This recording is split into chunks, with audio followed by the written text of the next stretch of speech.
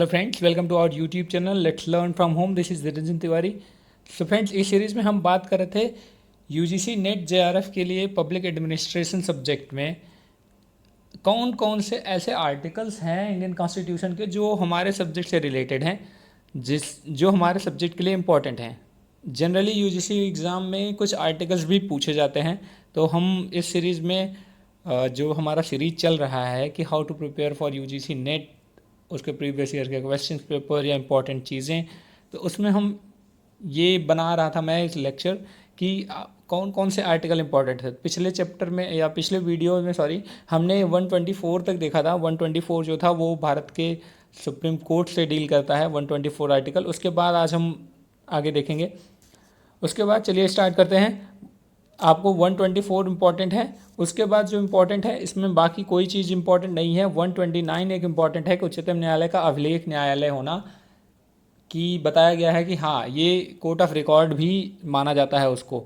130 उच्चतम न्यायालय का स्थान, जनरली ये पूछा नहीं जाता, ठीक है। उसके बाद 31A केंद्रीय अधिकारियों की संवैधानिक वैधता से संबंधित प्रश्नों पर विचार के लिए सर्वोच्च न्यायालय के विशेष क्षेत्राधिकार, ये इंपॉर्टेंट है। उसके बाद आर्टिकल 132, अगर आप नहीं भी जानते हैं तो कोई दिक्कत नहीं है, आप इन सबको छोड़ सकते हैं।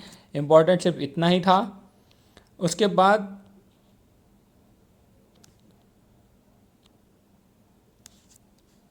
ठीक है, इसके बाद इंपॉर्टेंट कुछ नहीं है। अब आर्टिकल 139, आपने 32 देखा था रिट्स, उसी तरह से 139 कहता है कि कुछ रिट्स निकालने की शक्तियों को उच्चतम न्यायालय को प्रदत्त किया जाना, ठीक है। उसके बाद इसमें और कोई ऐसा नहीं है। आर्टिकल 143, आर्टिकल 143 इंपॉर्टेंट इसलिए है क्योंकि इसमें बताया जाता है कि सुप्रीम कोर्ट के पास ये पावर है कि वह राष्ट्रपति के पास वो पावर है कि सुप्रीम कोर्ट से वो परामर्श ले सके, सजेशंस ले सके। तो ये आर्टिकल डील करता है 143, तो आपको ये पता होना चाहिए।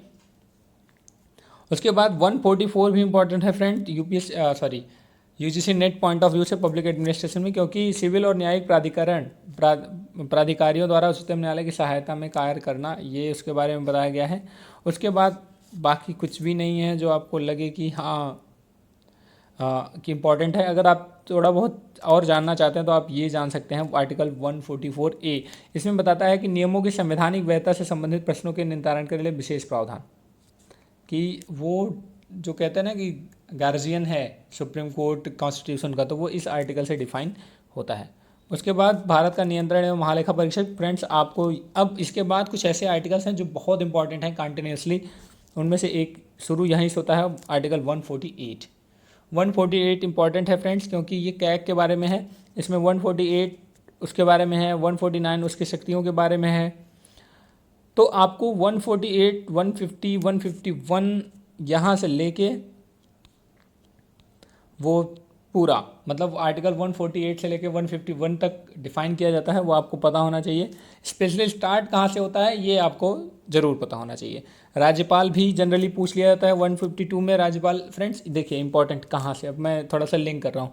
52 प्रेसिडेंट के बारे में बताया गया है, 152 गवर्नर के बारे में बताया गया है, तो आप यहाँ से कोरिलेट कर सकते हैं, ठीक है फ्रेंड्स। उसके बाद 152 आपको पता होना चाहिए, 153 आपको पता होना चाहिए। उसके बाद कार्यकारी शक्तियाँ ज़्यादा नहीं भी पता होगा तो चलेगा। उसके बाद 162, राज्यपाल के पास भी कुछ ऐसे पावर्स होते हैं, वो सज़ा को कम कर सकता है, ये आपको पता होना चाहिए। बाकी और कुछ भी इसमें इम्पोर्टेंट नहीं है जो हमारे पॉइंट ऑफ व्यू से सही हो या ज़रूरी हो। उसके बाद राज्य का महाधिवक्ता 165, बस यही एक पता होना चाहिए कि हाँ किस में वो दिया गया है। उसके बाद इसमें कुछ और नहीं है। विधानसभा की संरचना वगैरह ये सब नहीं पूछता फ्रेंड्स जनरली, अगर आप देखना चाहें तो एक बार देख सकते हैं, लेकिन पूछता नहीं है। उसके बाद जो इम्पोर्टेंट है ये सारे उसी के बारे में दिए गए हैं। यहाँ पर भी और क्या कहते हैं उसको, धन विधेयक एंड उसके बारे में भी दिया गया है, तो ये आपको पता होना चाहिए, क्योंकि जनरली वो बस फंसाएगा तो यही फंसाएगा कि सेंट्रल का जो धन विधेयक या उसके बारे में होता है, बजट के बारे में, उसका आर्टिकल स्टेट के आर्टिकल से मिक्स कर देगा और आप कंफ्यूज हो जाएंगे कि कौन सा था।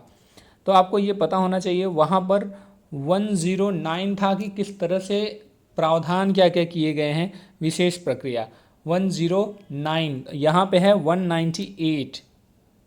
ओके फ्रेंड्स, उसके बाद और 197 भी आपको पता होना चाहिए, धन विधेयक से भिन्न विधेयकों के बारे में, विधान परिषद की शक्तियों का निर्वर्धन। जनरली 4 आर्टिकल इसी में से कंटिन्यू दे देगा और पूछ लेगा कि मिलान कीजिए और आप कंफ्यूज हो जाएंगे। तो आपको पता होना चाहिए कि धन विधेयक की विशेष प्रक्रिया, और धन विधेयक को डिफाइन किया गया है 199 में, वहाँ 1110 में डिफाइन किया गया है, 110 में डिफाइन किया गया है, यहाँ 199 में डिफाइन किया है। फ्रेंड्स ये इंपॉर्टेंट है। 200 में दिया गया है विधेयकों पर अनुमति। उसके बाद वहाँ 112 में दिया गया था वार्षिक वित्तीय वितरण, लेकिन यहाँ पर विवरण, यहाँ पर 202 में दिया गया है। ओके फ्रेंड्स, आपको ये इंपॉर्टेंट है, याद रखना चाहिए।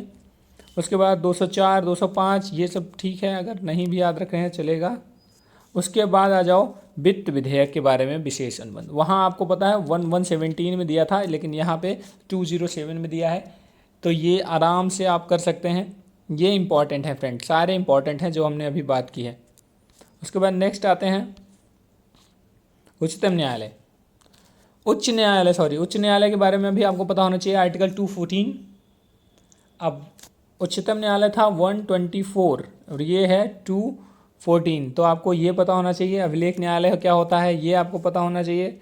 उसके बाद इसमें बहुत सारे नियुक्तियां और शर्तें याद कर लीजिएगा, 217 है, और इसमें कुछ और भी नहीं है। और जो इम्पोर्टेंट है रीट्स निकालने की शक्ति 226। ओके फ्रेंड्स, ये इम्पॉर्टेंट है, ये देख लीजिएगा। वहाँ आई थिंक 137 या 139 था, यहाँ पर 220। उसके बाद हाँ 227, उसको देख लीजिएगा, ये था। उसके बाद इसमें कुछ और है नहीं जिसमें जो हमें लगे कि नहीं बहुत इंपॉर्टेंट है, आपको पता होना चाहिए। अधीनस्थ न्यायालय फ्रेंड्स ये इंपॉर्टेंट है, चूँकि पब्लिक एडमिनिस्ट्रेशन में विकेंद्रीकरण, डिसेंट्रलाइजेशन जो लोकल गवर्नमेंट है उसका बहुत बड़ा रोल है, बहुत बड़ा स्कोप है, तो उसके बारे में आपको हर चीज़ पता होना चाहिए। तो अधीनस्थ न्यायालय, सबऑर्डिनेट कोर्ट्स जो हैं उनके बारे में आपको पता होना चाहिए। 233 कहता है कि जिला न्यायाधीश की नियुक्ति कैसे होती है। 233A, 234, 235 और 236। फ्रेंड्स ये आपको इम्पॉर्टेंट है, ये आपको पता होना चाहिए। उसके बाद टाइम हो रहा है फ्रेंड्स, तो ये लास्ट स्लाइड है हमारा। अब इसमें जो इम्पोर्टेंट आ रहे हैं ये बहुत इम्पॉर्टेंट है। जैसे 239, आर्टिकल 239 कहता है कि संघ राज्य क्षेत्रों का प्रशासन कैसे होगा, जो यूनियन टेरिटरीज हैं उनके बारे में ये डिफाइन किया गया है, तो ये आपको पता होना चाहिए। 239A, देखिए 239 जो हैं वो कई सारे पार्ट में हैं, चूँकि यूनियन टेरिटरी है तो 239 को डिफाइन किया गया है कि यूनियन टेरिटरी का जो एडमिनिस्ट्रेशन होगा वो कैसा होगा। उसके बाद 239A में बताया गया है कि कुछ ऐसे यूनियन टेरिटरीज हैं जहाँ पे लेजिस्लेटिव हो गए, विधान परिषद होगा या विधानसभा होगा, उसके बारे में डिफाइन किया गया है। और उसी में 239A के ए पार्ट में ये डिफाइन किया गया है कि दिल्ली के बारे में क्या सिचुएशन होगी। और उसी में 239A के ख में, मतलब ए जो था उसमें दिल्ली, उसके बाद बी में दिखाया गया है कि अगर मान लो जो संवैधानिक कॉन्स्टिट्यूशनल सिस्टम बनाया गया है वो अगर ख़त्म हो जाता है या काम नहीं करता, फेल हो जाता है, तो उसमें उसके बारे में क्या किया जाएगा। उसके बाद 239 ख विधानमंडल के मतलब वो सिंपल बताया गया कि अगर लेजिस्लेचर अपने सिटिंग नहीं हो रही है, विधानसभा की सिटिंग नहीं हो रही है, तो उस सिचुएशन में अगर कोई इमरजेंसी आ गई तो जो अध्यादेश जारी करने की बात है वो किसके पास पावर होगी, ऑब्वियसली एलजी करेगा या उसका जो एडमिनिस्ट्रेटर है वो करेगा, तो उसके बारे में बताया गया है। तो आपको ये सारा पता होना चाहिए 241 तक। 239 से लेकर 241 आपको लगता है कि सिर्फ 3 आर्टिकल के बारे में बात किया गया है, 39, 40, 41, जबकि 39 में भी 5 आर्टिकल हैं। 39, 239A, उसके बाद 239A का भी A, उसके बाद 239A का B, उसके बाद 239B, then 240 and 241। Okay friends, उसके बाद जो बहुत इम्पॉर्टेंट है आपका वो है पंचायत और नगर पालिका। तो फ्रेंड आप आज हम पंचायत तक ही करेंगे। आपको पंचायत के बारे में सारा कुछ पता होना चाहिए। 243 से शुरू होता है, उसमें पंचायत के बारे में उनकी परिभाषाएं दी गई हैं। 243A में ग्राम सभा दिया गया है। फ्रेंड्स जनरली ये कंफ्यूज करता है 243 और 243A डिफाइन कर देगा कि विच आर्टिकल डिफाइंस ग्राम सभा। अब 4 दे देगा, आप कंफ्यूज हो जाओगे। तो याद रखना 243A जो है जो है वो डिफाइन करता है ग्राम सभा को। उसके बाद 243 पंचायत के गठन के बारे में बताता है। 243 क ख ग घ। अब ये 243 पूरा क से लेके ड़ तक है, तो आपको ये हमेशा याद रखना क्योंकि ये फंसाता है। अभी मैं प्रीवियस ईयर का क्वेश्चन पेपर भी मैं सीरीज़ में ला रहा हूँ, तो उसमें आप देखेंगे बहुत सारे ऐसे क्वेश्चन उसमें आए हुए हैं। तो पंचायतों का गठन आपको पता होना चाहिए, पंचायतों की संरचना आपको पता होना चाहिए, पंचायतों का आरक्षण ये पूरा आपको पता होना चाहिए। ओके फ्रेंड्स, स्पेशली ये शुरू के 5 तो आपको पता ही होना चाहिए कि परिभाषाएं किसमें हैं। उसके बाद 243 क क्या बोलता है, ख क्या बोलता है, ग घ, ये सारी चीज़ें। उसके बाद च छ, ये चीज़ें आपको पता होना चाहिए। स्पेशली देखिए, पंचायतों द्वारा कर अधिरोपित करने की शक्ति और उसकी निधियाँ, कि कहाँ से वो कर ले सकता है या कैसे ले सकता है, तो 243 ज बोलता है। उसके बाद वित्तीय स्थिति के पुनरावलोकन के लिए वित्त आयोग का गठन 243 ज, ये इम्पॉर्टेंट है। लेखा परीक्षा भी क्या उसमें होता है, तो वो 243 में आ जाता है। तो फ्रेंड्स ये आपको पता होना चाहिए, तो प्लीज़ आप इनको अच्छे से देख लेना क्योंकि ये सारे आर्टिकल बहुत इंपॉर्टेंट हैं। ओके फ्रेंड्स, अगर कोई डाउट है तो प्लीज़ आप हमें पूछ सकते हैं, कमेंट कर सकते हैं। आप चाहते हैं कि मैं और एक्सप्लेन करूं या कुछ भी, तो यू मोस्ट वेलकम।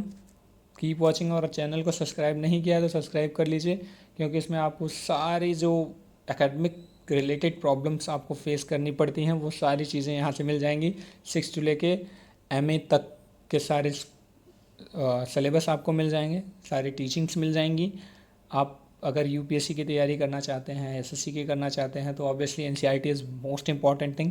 तो NCERT आप अलग अलग जगह अलग अलग सर्च करते हैं, आप हमारे चैनल पे जाइए, आपको 6 to 12 सारी NCERT अच्छे से आपको एलोबरेट की हुई, अच्छे से एक्सप्लेन की हुई सारी चीज़ें वहाँ मिल जाएंगी। और कोई भी क्वेरी किसी भी चीज़ से रिलेटेड है, किसी भी टॉपिक से, किसी भी फील्ड से रिलेटेड आपको कुछ पूछना है, तो प्लीज़ कमेंट सेक्शन में आप कमेंट कर सकते हैं। Thank you so much, keep watching.